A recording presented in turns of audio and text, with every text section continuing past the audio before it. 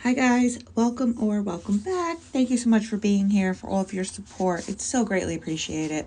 Please like, subscribe, and comment if you haven't yet. It really helps me out, especially because I'm still such a small channel and because YouTube's not really a fan of the true crime community. So that really helps me to get my videos pushed out into the algorithm. With that, I hope everybody's having a great day and that you're all happy and healthy, and let's get started. One more thing before we start. Thank you to my sub, Siren of the Depths, for suggesting Esmeralda's story to me because I actually had never heard of her story before you. And I'm so grateful to you that you did. Thank you so much for that. Okay, now we're really starting. Esmeralda Gonzalez was born on May 26, 1995, in Santiago, Chile. At the time of her death, she was a student at the University of Las Vegas, working towards a BA in communications. She was a model. She was an Instagram influencer with over 300,000 followers, and she was a sex worker. Not that I believe that defines her, because I don't. We don't know her reasons for choosing this line of work, and regardless, she did not deserve anything that happened to her. So I want to put that out there also. Esmeralda was described as a very bubbly, sweet, nice person. She was a savvy chess player who competed in her high school's chess club. She was a member of the University of Las Vegas. She was a member of the University of Las Vegas's chapter of the National Society for Leadership Success, so she could learn how to strengthen her leadership skills. She loved being with her friends and her family. She dreamt of having a family of her own one day and was always determined to strive for success. Esmeralda's next-door neighbor can't believe she's gone. She was very sweet, very nice. She had a cute little toy poodle, and she would sit out on the little bench there, and she would she's just very pleasant. May 30th, 2019. Gonzalez asked one of her neighbors for a ride to the BMW dealership. This man would actually end up becoming a suspect, but police would also end up clearing him. After the car dealership, he would drop her off, and Gonzalez is then seen on surveillance cameras dressed only in lingerie and in high heels. First time I met her is when she came and asked for a ride to go to the BMW dealership. It was in the middle of the day. It was me and my boys. Brent Smith is a man in those photos. He lives across the street from Gonzalez. She said she got locked out of her car. That was it. Give her a ride back home, unlock her car door, and that was it. Smith claims he recently found out she was missing, but never thought police would want to talk to him. It was funny and crazy at the same time. It was like looking for me, silly. I was super surprised. It was sad because we seen her on the mailbox. They had my wife seen a picture of her on the mailbox. It's like, ain't that the girl across the street? May 31st, 2019. Gonzalez is seen walking around in that same outfit, asking for a ride. She then tried to open the door of a home, but was advised by the homeowner that she was at the wrong house. She was actually looking for the home of Christopher Prestipino, who lived on the same street as her and had hired her for sex work. Prestipino worked as a stagehand audio-visual tech guy at Bally's and Paris Hotel in Las Vegas. He has multiple drug cases on his criminal record, including one for manufacturing meth. It is alleged that his townhome was used as Christopher Prestipino's lab, where he would actually make the narcotics. Esmeralda suffered from bipolar disorder and schizophrenia.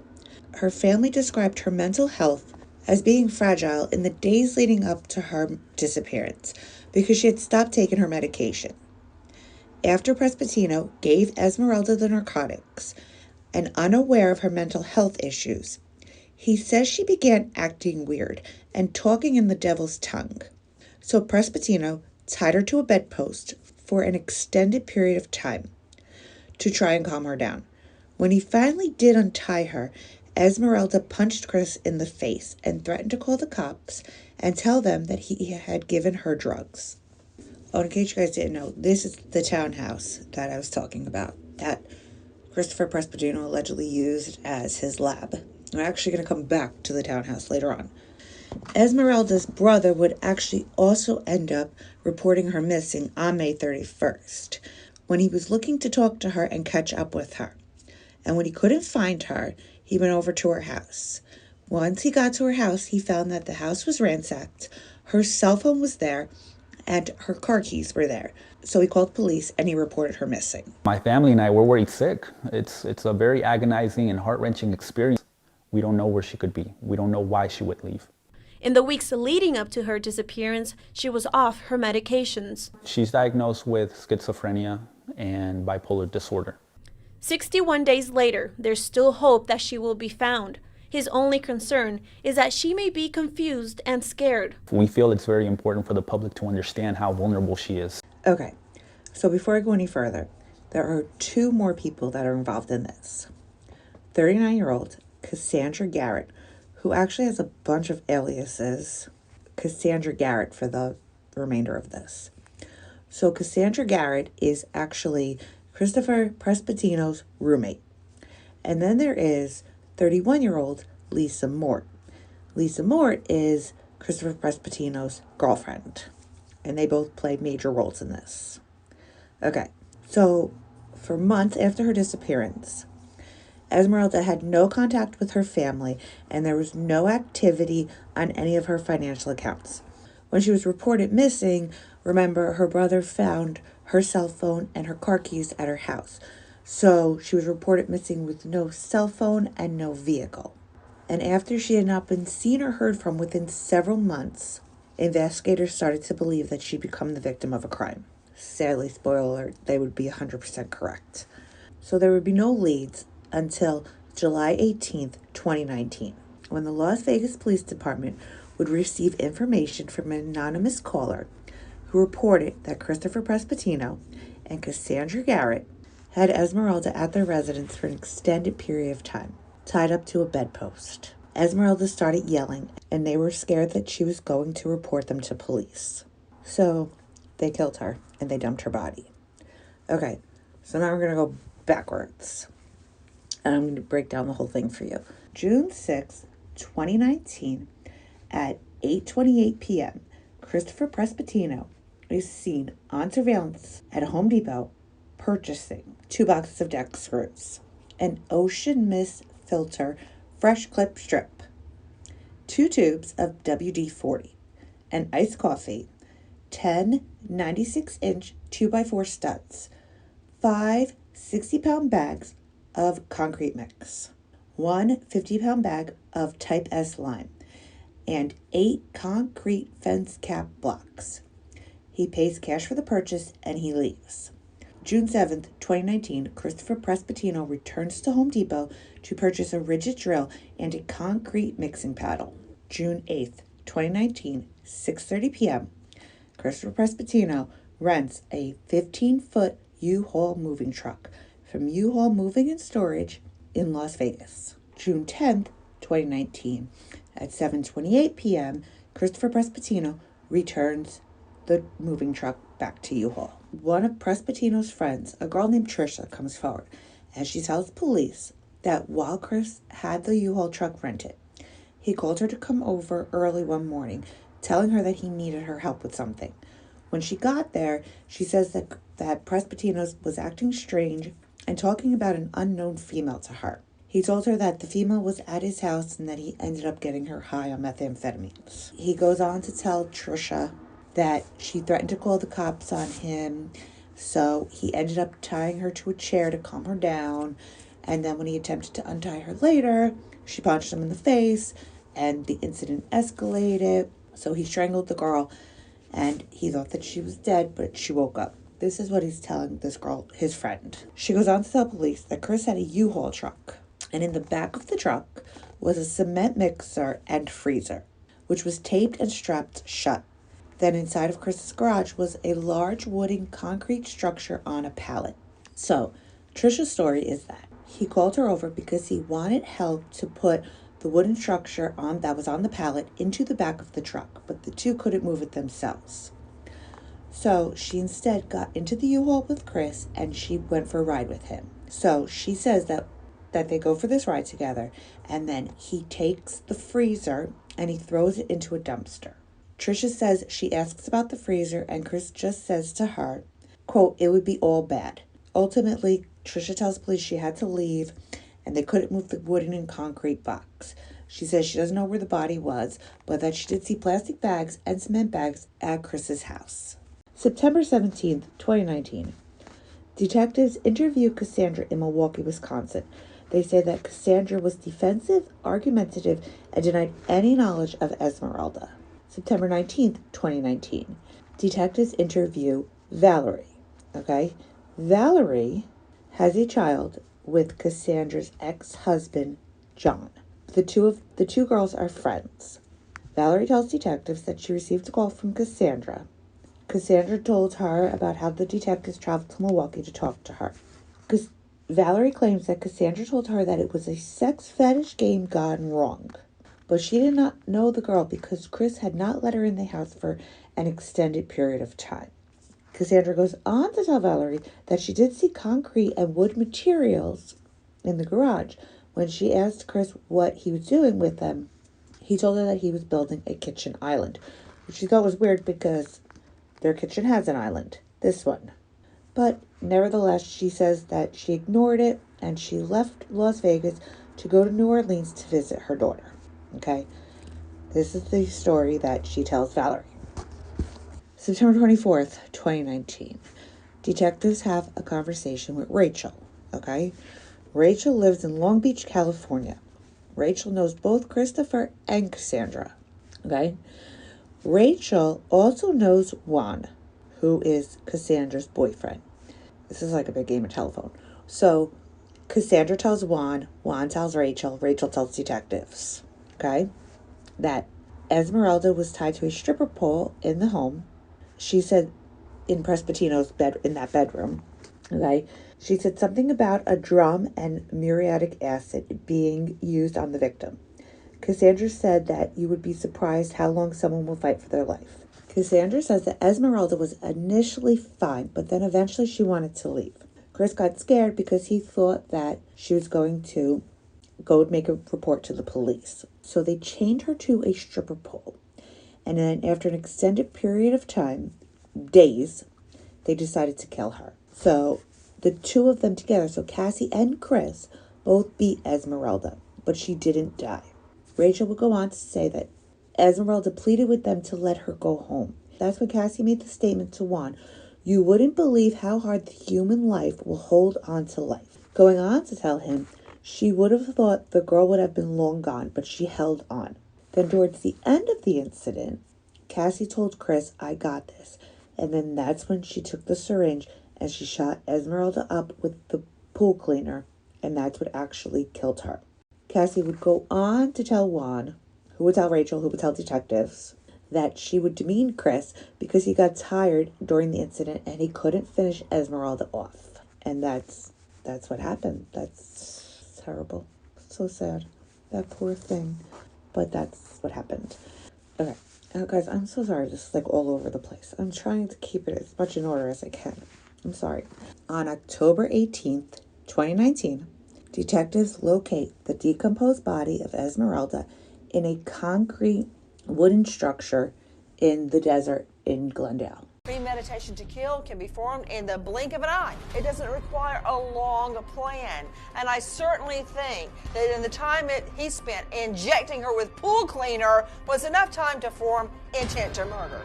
Not sure what you call a sex game gone wrong, but the injection of deadly, poisonous pool cleaner, I don't see how that fits into any type of a game. Prestipino briefly fled to Belize, but was arrested last month upon his return and charged with kidnapping, conspiracy, and open murder. He has pleaded not guilty. In addition, Prestipino's roommate, Cassandra Garrett, has also been charged with first-degree murder and kidnapping, and his girlfriend, Lisa Mort, was charged with concealing a felon. The state will likely get these two, the girlfriend and the female roommate, to testify against Prestipino. But if I had my way, I would let them all stew in the same pot and all face murder charges. But that's just me. When Esmeralda was first found, wrapped in tarp, tied with ropes and straps, inside of wood and concrete, in the middle of the desert, she was so decomposed that they initially identified her by her jewelry that was found with her body. a Chanel necklace that matched an Instagram photo of Esmeralda wearing that necklace, and a $40,000 Rolex watch that detectives matched to an appraisal in her name, along with Instagram photos of her wearing the watch. Dr. Lisa Gavin, who is the person that performed the autopsy on Esmeralda, testified that Esmeralda had a kind of chemical smell to her as opposed to just the smell of decomposition, which would make sense because she died because she was injected with pool cleaner. Her body was so badly decomposed that Dr. Gavin actually identified her, which is actually pretty cool. Okay, so they identified Esmeralda by taking bone DNA from her body and comparing it to her parents, which was ultimately a match. So initially, Prestipino was arrested and charged with first-degree kidnapping, conspiracy to commit murder, and murder. And Lisa Mort was arrested and charged with concealing a felon. Also arrested Lisa Mort, who they believe knew of the murder. She's charged with harboring, concealing, and aiding a felony offender. I got a visit today. From who? Who do you think? I think you should go. Wait, what? I think you should go. This is Lisa Mort talking to her boyfriend, Christopher Prestipino, after Metro Police detectives came to talk to her while she was in custody in a Las Vegas jail on drug charges in September. They asked her whether she knew anything about the disappearance of Esmeralda Gonzalez. Court records reveal she said she didn't, and then called Prestipino. Where'd you get a visit from? You go, baby, go. That's all I have to say. Okay, all right. I'll talk to you. Love you. Love you too. Get a hold of me, okay? Love you, bye. I love you, bye. It wasn't until later on in the investigation that police would arrest Cassandra Garrett and charge her with conspiracy to commit murder, first-degree kidnapping, and murder. Cassandra and Lisa both pled guilty and both accepted plea deals. Okay, so this is where things get crazy, once again, if you can believe that. First, let me tell you that Prestipino was in Belize when all of this began. Police were actually able to arrest Prestipino on his flight back from Belize to Las Vegas. Garrett and Prestipino were indicted for murder. Mort was indicted for being an accessory to murder. After her phone call, police say Prestipino rented a hotel room and left for Belize. Okay, then for God knows what reason, the judge gave Prestipino a $500,000 bail that he posted. He posted this bail, okay? Detectives were strongly against this because, I don't know, he's a flight risk? Idiot, in my very strong opinion. Judge Herndon confirmed on November 13th, 2019, that Prestipino would be on house arrest while he awaits trial. What this judge was thinking, I will never know. Never. But whatever. Okay, but what I do know is that townhouse meth lab that Prestipino owned that I said we would come back to, okay, we're back to it. That was put up for sale on Zillow on August 30th, 2019. Perhaps Prestipino was trying to sell off his properties, so I don't know, he can leave the country maybe? Oh, and he puts a lovely little disclaimer at the bottom of his listing that reads, "Do not contact James Allen on this property. He no longer will ever represent me. I am the owner, Chris Prestipino. Please contact me at..." For appointments to see the property, it is spotless and move-in ready. New paint, clean carpets. What? I can't make this shit up. I cannot make this shit up. Okay, wait, it gets better. We're not even done yet. Even Bally's and Paris Resorts were prepared for his release, sending out flyers that read, Christopher Prestipino, 45-year-old white male, and Lisa Mort, pictured above, were arrested in connection with the murder of Esmeralda Gonzalez. Prestipino was previously employed as a straight-hand audio-visual technician at Bally's and Paris Resorts in Las Vegas. Prior to his arrest, he previously made threats regarding coworkers. Prestipino is expected to make bail on October 29th, 2019, and may still be in possession of keys to the back house at Bally's and Paris resorts. Security and facilities team are working to rekey areas that those keys may access and are changing back of house access codes. Please add the security dispatch numbers listed below to your cell phone contacts for faster notifications. There was also a public safety warning that went out in preparation for his release. That read, Christopher Prestipino, accused of murder, kidnapping, and conspiracy, has been granted bail and is currently living on Trailside Court in Henderson until next hearing in April 2020. Curfew is 6 p.m. nightly. If you see something, say something. Please do not approach him. Guys, why was this guy given bail again? Why was he given bail? I don't know, but the judge finally got the memo because he ended up revoking Prestipino's bail. So better late than never, I suppose. I don't know what his thought process was. All I know is he had a come to Jesus moment. Okay, but we're still not done yet. So Prestipino's trial was supposed to begin in April of 2021, but it was pushed back, according to court papers, from November 13th, 2020. That state. All right, I'm just going to actually paraphrase this, but I'm going to put copies of everything at the very end of this if you guys want to pause it and read it. It is found that he needs further evaluation and treatment, and that he's dangerous to himself and to society, and that commitment is required for determination of his ability to receive treatment to competency and to attain competence.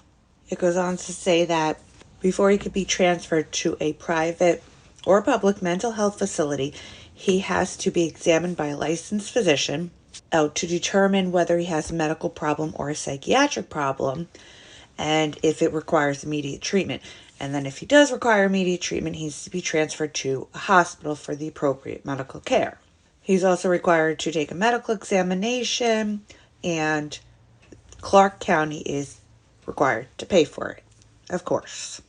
It goes on to say that he must be held in that custody until the court orders his release or until he's returned for trial.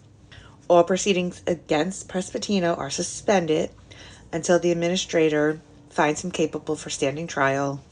All expenses of the examination and transportation of Prestipino are charged to Clark County. Of course, guys, Clark County, I'm sorry, guys. Don't worry, we go through it too. And then it is ordered that the administrator has to report in writing to the court whether or not, in his opinion, Prestipino is of sufficient mentality to understand the nature of the criminal charge against him, and by reason thereof is able to aid and assist his counsel in the defense interposed upon the trial or against the pronouncement of the judgment thereafter. Basically, if he's competent and if he understands what he did.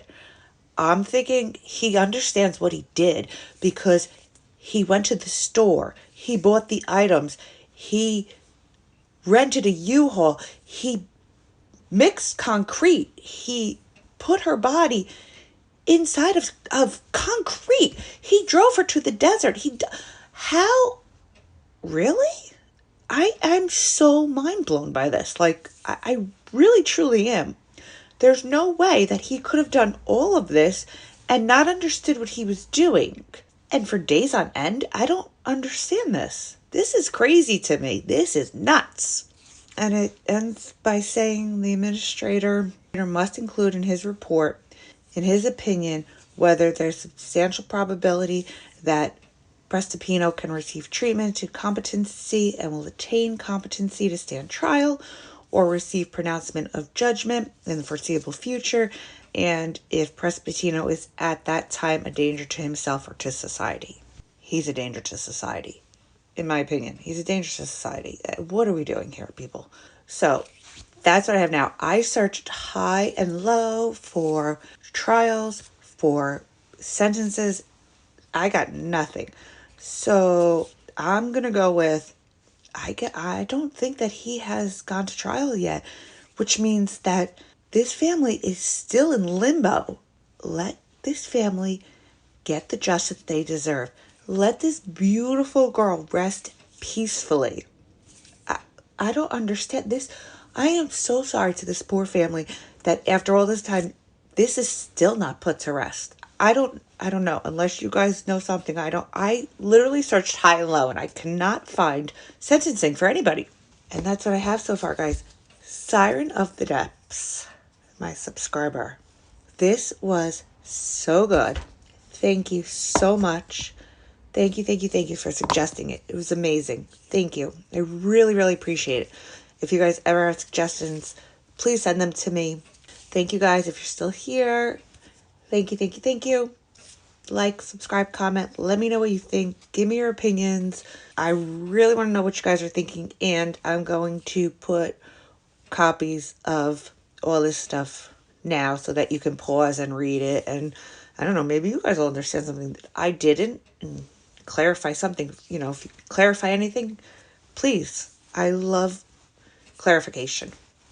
And with that, I will see you guys next time. Christopher Prestipino's bail at $500,000. His girlfriend, who is also charged in this case, is allowed to be freed on electronic monitoring. Hugs and tears from family members of 24-year-old Esmeralda Gonzalez as they heard prosecutors outline her killing. She stumbled into the wrong house, was murdered, and then this defendant and a co-defendant dumped her out in the desert. Prosecutors told a judge Christopher Prestipino left Gonzalez's body in a concrete structure after he strangled her and injected her with pool cleaner. I found out from his arrest report that he hired Gonzalez for sex work. It's been an absolute nightmare, not knowing where she is. Gonzalez's brother made a plea to the public as he searched for her. We're just worried about her every day, constantly thinking about her. Months later, police found her body. He involved his roommate in his crime And linked this woman, Cassandra Garrett, to the killing too. Prosecutors say the killing happened at Prestipino and Garrett's home. I read that Gonzalez threatened to call police on Prestipino, who allegedly gave her drugs. He's involved his girlfriend in his crime. Prestipino's girlfriend, Lisa Mort, appeared in court too. Mort is charged with harboring and concealing or aiding a felon. And police in Wisconsin arrested Garrett. She is being extradited back to Las Vegas. Also interesting, during today's hearing, prosecutors talked about how Prestipino talked about trying to flee the country, but thankfully law enforcement arrested him before that. I also called his defense attorney to get a statement today, but I did not hear back before this report.